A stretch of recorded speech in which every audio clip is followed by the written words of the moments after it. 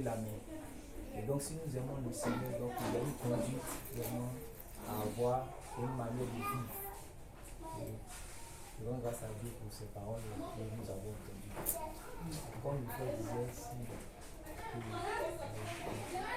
Amen.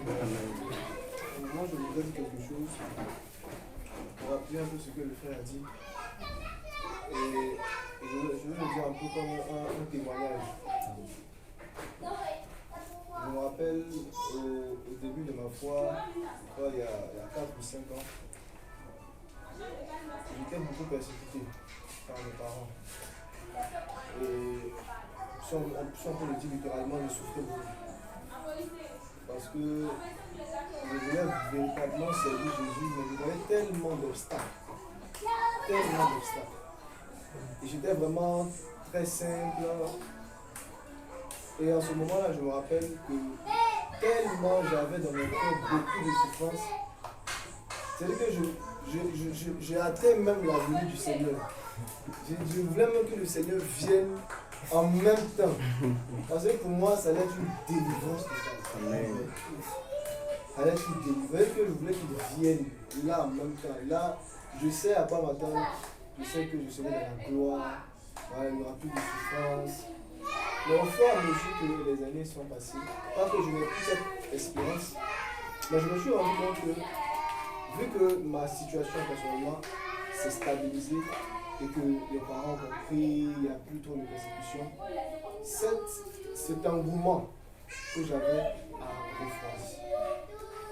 Et je me rappelle de la parole de Paul qui dit, je crois qu'il a dit, je sais vivre dans, je crois, l'abaissement pour je ne dis pas clairement ce qu'il a dit, mais je sais dans l'abaissement et je sais aussi dans l'abondance. Et c'est ce que nous ne savons pas faire aujourd'hui.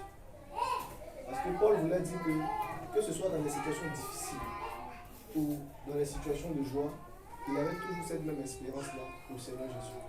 Ça veut dire que peu importe ce qu'il gagnait ou peu importe ce qu'il avait, il n'avait pas son cœur focalisé sur ces choses-là, mais il espérait en des choses meilleures. Et je pense qu'au travers de ce que notre frère nous a dit, nous devons avoir ce cœur. Parce que tu peux être aujourd'hui dans une situation de détresse, et puis tu veux aujourd'hui que le Seigneur Jésus revienne.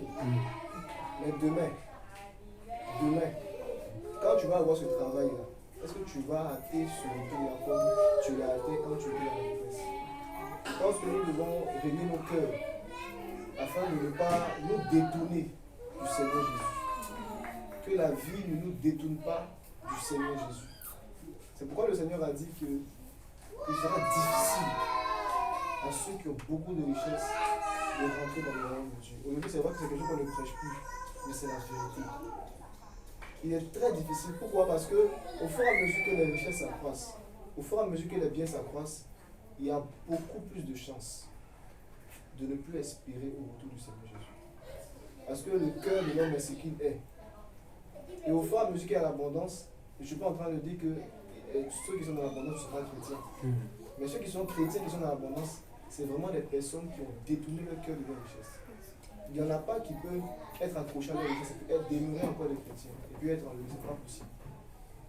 Et normalement, quelqu'un qui est dans l'abondance et qui n'est pas accroché à ses richesses, il sait servir Dieu avec ses richesses. Mais quelqu'un qui est dans l'abondance et qui est accroché à ses richesses, c'est un cupide. Et il ne peut pas servir Dieu. Parce que c'est Dieu qui lui a donné ça, mais il ne pourra pas mettre à la disposition des frères, il ne pourra pas mettre à la disposition de l'œuvre de Dieu et du ministère, par exemple, d'un frère, etc. Et c'est là où Paul va dire que ceux qui veulent s'enrichir, parce qu'entre nous, il peut y avoir des personnes qui ont dans le cœur l'ambition de s'enrichir.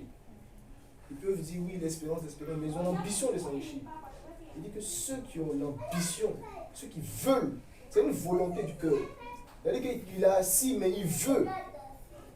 Dieu ne nous appelle pas cette volonté-là. Amen. Il dit ceux qui veulent s'enrichir, ils vont se mettre dans beaucoup de tourments. C'est comme ça que beaucoup se sont détournés de la foi. Parce que lorsque tu tombes dans cette volonté-là, tu cherches des prédicateurs. Bien sûr. Tu cherches des prédicateurs qui vont te parler de Jésus. Parce que tu ne veux pas laisser le nom de Jésus. mais tu veux aussi la richesse de ce monde. Donc qu'est-ce que tu vas faire? Tu cherches des prédicateurs qui tiennent encore le nom de Jésus, mais qui t'encouragent dans ton péché. Faisons attention. La volonté de devenir riche, c'est une volonté qui vient du diable. Je le dis très clairement. C'est vrai, ça peut choquer, mais c'est la vérité. La volonté, je ne dis pas être riche, c'est différent. Mais la volonté de devenir riche, c'est une volonté qui vient du diable. Et tous ceux qui veulent devenir riches vont tomber dans beaucoup de perversité. En contraire, ce n'est pas Dieu qui veut te placer dans cette richesse, dans cette abondance, pour que cette abondance puisse servir aux autres. Si c'est toi-même qui veux, tu vas prendre des chemins détournés. Ceux que je connais qui sont rentrés dans la bouche, je ne sais pas pourquoi Dieu m'a dit à parler ainsi, mais ceux que Dieu a voulu qu'ils soient dans l'abondance, il leur a donné d'être dans cette abondance-là, dans la sainteté, dans l'honnêteté, dans la justice. Non pas dans la corruption, non pas dans le vol. Mais si tu veux devenir riche et que ce n'est pas le chemin de Dieu, tu seras obligé de voler. Tu seras obligé de mentir. Tu seras obligé de faire de faux papiers. C'est comme ça que beaucoup se sont tombés dans beaucoup de tourments et après ils sont arrivés à un niveau où ils ne peuvent plus se repentir. Parce que, bien aimé, il y a un niveau où on ne peut plus se repentir. Il y a un niveau où on ne peut plus se repentir. Tu arrives, tu atteins une limite où tu as la volonté de te repentir, mais tu sens que tu n'en as plus la force. Ça veut dire que tu as été vaincu. Alléluia. Faisons très attention. Et dès lors, peu importe la position où nous sommes, ayons notre cœur attaché au Seigneur Jésus-Christ. Parce que c'est ce cœur attaché au Seigneur Jésus-Christ qui peut le servir. On peut pas, c'est comme ce que Paul disait quand il était, je crois, à Athènes. Il dit que nous ne pouvons pas servir Dieu de lui-même. Si nous donnons notre cœur au Seigneur, lui-même étant en paix à nous, il se servira lui-même par nous. Alléluia. Amen. Mais si nous voulons garder dans notre cœur nos convoitises, nos désirs impurs, et nous voulons servir Dieu avec nos membres par notre propre force, nous faisons un travail qu'on appelle un travail vain. Alléluia. Amen. Donc c'est ce que je voulais dire à l'église. Peu importe la situation dans laquelle tu es, contente-toi de ce que tu es. Amen. Sois honnête, sois vrai avec toi-même. Marche dans la pureté, dans la sainteté. Oui, s'il y a des occasions, saisis-les, mais veille sur ton cœur. Veille sur ton cœur. Si ton cœur veut être riche, si ton cœur veut avoir l'abondance, tu es en train de viser le mauvais. C'est-à-dire que tu es en train de te focaliser sur le mauvais objectif. Parce que l'objectif de tout enfant de Dieu, c'est que le Seigneur Jésus revienne. C'est les richesses d'en haut. Alléluia. Amen. Et la Bible nous dit que lorsque nous recevons l'Esprit, nous avons aussi les arts de l'Esprit. Ça veut dire que nous avons les garanties. Et tu peux voir que lorsque tu as ton cœur lié au Seigneur Jésus-Christ, le bonheur que tu ressens même là, c'est plus que toutes les richesses qu'on peut te donner.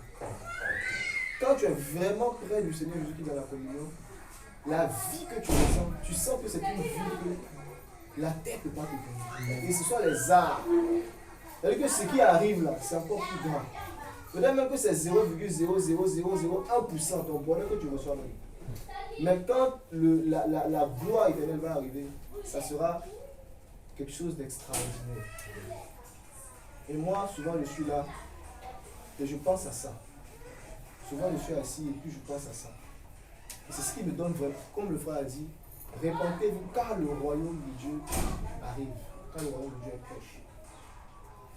Quand je sais qu'un jour, ce corps-là va périr et que je serai avec mon Seigneur, ça me met dans la joie. Ça me met dans la joie. Et ça fait que ça me défocalise sur tout ce que je peux vivre. Ou bien sur mon environnement, ça me défocalise.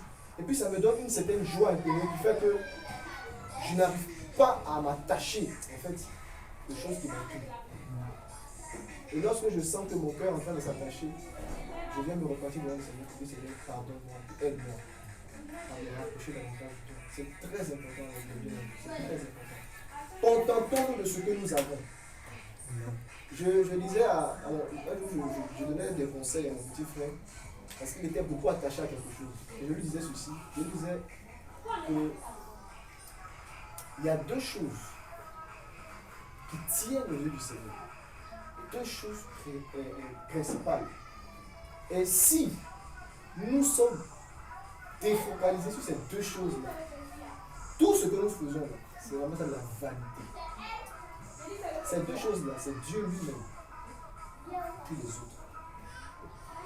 Ça veut dire que si je suis défocalisé sur ces deux choses-là, je suis perdu. Aimer,